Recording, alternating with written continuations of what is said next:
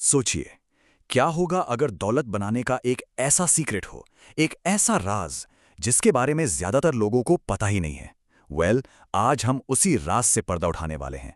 और यकीन मानिए, ये आपके पैसों के बारे में सोचने का तरीका हमेशा हमेशा के लिए बदल सकता है। एक बड़ी दिलचस्प बात कही जाती है कि अगर आप दुनिया के सारे अमीरों से उनका पूरा पैसा ले लें और उसे हर किसी में बराबर बराबर बांट दें, तो भी पता है क्या होगा? कुछ ही सालों में वो सारा का सारा पैसा घूम फिरकर वापस उन्हीं लोगों की जेब में चला जाएगा। तो सवाल ये उठता है कि भाई ऐसा होता क्यों है? क्या ये सिर्फ लक की बात है या फिर इसके पीछे कोई गहरा, कोई फंडामेंटल प्रिंसिपल काम कर रहा है?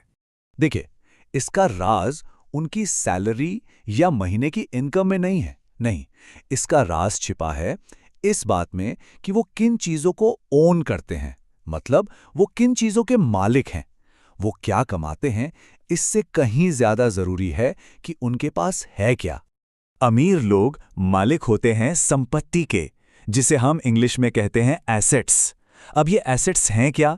एसेट्स वो चीजें हैं जो उनके लिए पैसा कमाती हैं, चौबीसों घंटे, सातों दिन, तब भी जब वो सो रहे हों। असली खेल दोस्तों यहीं से शुरू होता है।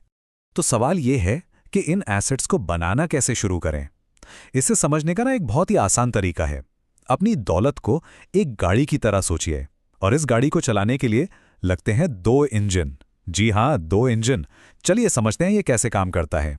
अब देखिए, एसेट्स की दुनिया पहली नज़र में थोड़ी कंफ्यूजिंग लग सकती है। मतलब स्टॉक्स हैं, ज़मीन है, सोना है, फिर ये रीट्स, पेटेंट्स, बॉन्ड्स, इतने सारे ऑप्शंस हैं कि समझ ही नहीं आता कि भाई शुरू कहाँ से करें। इसी कंफ्यूजन को दूर करने के लिए हमें चाहिए एक सिंपल सा फ्रेमवर्क। तो ये रहा वो फ्रेमवर्क, अपनी दौलत की गाड़ी के दो इंजन। पहला है ग्रोथ इंजन। ये आपकी गाड़ी का टर्बोचार्जर है जो आपको जबरदस्त स्पीड देता है। और दूसरा है स्टेबिलिटी इंजन। ये आपकी गाड़ी का सस्पेंशन और ब्रेक्स है जो सफर को सेफ और स्मूथ रखता है। ऑलराइट, तो चलिए सबसे पहले बात करते हैं पहले इंजन की, ग्रोथ इंजन। जैसा कि नाम से ही जाहिर है, इसका काम है आपकी दौलत को बहुत तेजी से बढ़ाना।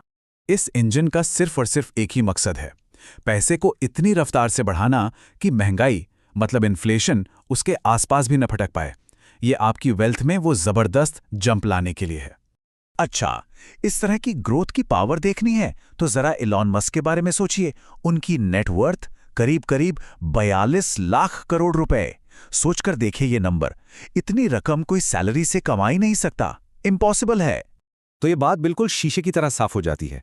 असली दौलत सैलरी से नहीं आती, वो आती है किसी बिजनेस में हिस्सेदारी से, मतलब इक्विटी से। उनकी जो कंपनियां हैं उनकी वैल्यूएशन ही उनकी दौलत का सबसे बड़ा सोर्स है। तो इस ग्रोथ इंजन में फ्यूल क्या क्या डलता है? इसमें आते हैं स्टॉक्स और इंडेक्स फंड्स, किसी बिजनेस में आपकी इक्विटी, पेटेंट्स और ट्रेडमार्क्स, और हाँ, आजकल डिजिटल कंटेंट और रॉयल्टीज भी। मतलब वो सारी चीजें जिनमें बहुत तेजी से बढ़ने का पोटेंशियल होता है। चलिए अब गाड़ी के दूसरे इंजन की तरफ चलते हैं। ये है हमारा स्टेबिलिटी इंजन। ये इंजन है सेफ्टी के लिए, मुश्किल वक्त में आपको संभालने के लिए। ये आपकी दौलत की वो मजबूत नींव है जिस पर सब कुछ टिका है।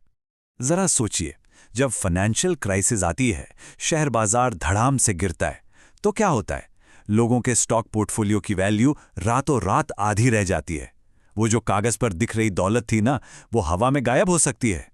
लेकिन ऐसे ही मुश्किल वक्त में वो एसेट्स काम आते हैं जो ठोस हैं और जो लगातार इनकम देते रहते हैं।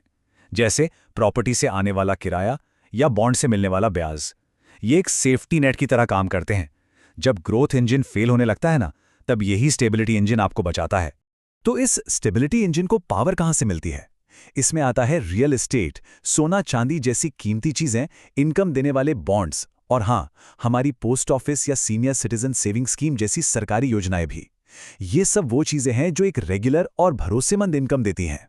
अच्छा, आजकल स्टेबिलिटी इंजन बनाने का एक बहुत स्मार्ट तरीका है, रीट्स, मतलब रियल एस्टेट इन्वेस्टमेंट ट्रस्ट। ये क्या होता है? ये एक ऐसी कंपनी है जो बड़े बड़े मॉल्स, ऑफिस बिल्डिंग्स और आईटी पार्क्स खरीदती है, और उनसे जो भी किराया आता है वो अपने इन्वेस्टर्स में बांट देती है। सबसे अच्छी बात, आप सिर्फ कुछ 100 रुपयों से इन बड़ी बड़ी प्रॉपर्टीज में हिस्सेदार बन सकते हैं। तो आइए एक नज़र डालते हैं कि अलग अलग स्टेबिलिटी एसेट्स से आमतौर पर सालाना कितना रिटर्न, मतलब कितनी कमाई हो सकती है। आप देख सकते हैं इंफ्रास्ट्रक्चर ट्रस्ट यानी इन्विट्स और कॉरपोरेट बॉन्ड्स काफ़ी अच्छा रिटर्न दे सकते हैं। वहीं सीनियर सिटीजन सेविंग स्कीम जैसी सरकारी योजनाएं पूरी सुरक्षा के साथ एक बढ़िया रिटर्न देती हैं। ठीक है, तो हमने ग्रोथ इंजन को समझ लिया, स्टेबिलिटी इंजन को भी समझ लिया। अब आते हैं सबसे ज़रूरी हिस्से पर कि इन दोनों को एक साथ कैसे चलाएं ताकि एक पावरफुल स्ट्रैटेजी बन सके। एक बात हमेशा याद रखनी है, हमारा लक्ष्य ग्रोथ या स्टेबिलिटी में से किसी एक को चुनना नहीं है। नहीं, असली लक्ष्य तो एक ऐसी गाड़ी बनाना है जिसमें दोनों इंजन हो, एक रफ्तार के लिए और दूसरा सेफ्टी के लिए। बैलेंस, सही बैलेंस ही असली कुंजी है। तो ये रही वो पावरफुल स्ट्रैटेजी। अपने स्टेबिलिटी इंजन से जो रेगुलर इनकम आ रही है ना, जैसे किराया या ब्याज, उस पैसे का इस्तेमाल कीजिए अपने ग्रोथ इंजन को फ्यूल करने के लिए। मतलब उस पैसे से स्टॉक्स खरीदिए या किसी नए बिजनेस में लगाइए। इस पूरी चीज को ना हम एक 3 स्टेप के साइकिल की तरह देख सकते हैं। स्टेप 1, अपनी नींव बनाइए, मतलब इनकम देने वाले स्टेबिलिटी एसेट से एक मजबूत बेस तैयार कीजिए। स्टेप 2, ग्रोथ के लिए फ्यूल डालिए। उस इनकम का इस्तेमाल करके हाई ग्रोथ एसेट्स में कैलकुलेटेड रिस्क लीजिए। और स्टेप 3, रीबैलेंस कीजिए। जब ग्रोथ इंजन से अच्छा प्रॉफिट हो तो उस प्रॉफिट का कुछ हिस्सा निकालकर अपने स्टेबिलिटी इंजन को और भी ज्यादा मजबूत बनाइए, और ये साइकिल चलता रहता है। तो आखिर में सोचने के लिए बस एक ही सवाल है, क्या अपना पैसा बस यूं ही पड़ा हुआ है या फिर उस पैसे से भविष्य के लिए ये दोनों इंजन तैयार किए